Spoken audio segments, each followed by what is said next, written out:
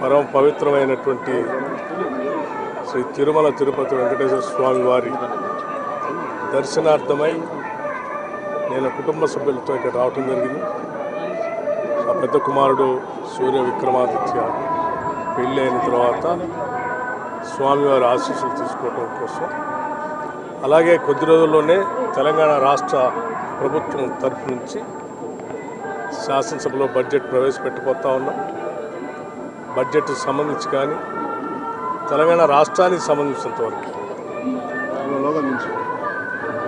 ఆర్థిక, సామాజిక, రాజకీయ అభివృద్ధితో పాటు తెలంగాణ రాష్ట్రం ప్రపంచంతో పోటీపడే స్థాయిలో అభివృద్ధి చెందాలని, దానికి కావలసిన వనరులన్నీ కూడా సమకూరాలని, తెలంగాణ రాష్ట్రం మేము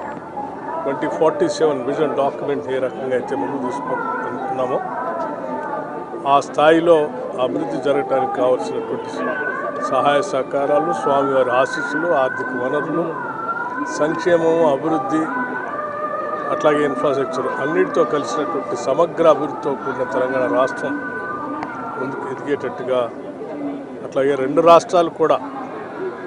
ఎదగాలని, అభివృద్ధి చెందాలని, ప్రపంచవ్యాప్తంగా ఉన్నటువంటి తెలుగు వాళ్ళంతా కూడా సుఖంగా, సంతోషంగా ఉండాలని, ఆ రకంగా ఆశీర్వదించాలని భగవంతుడు కోరుకుంటున్నాను.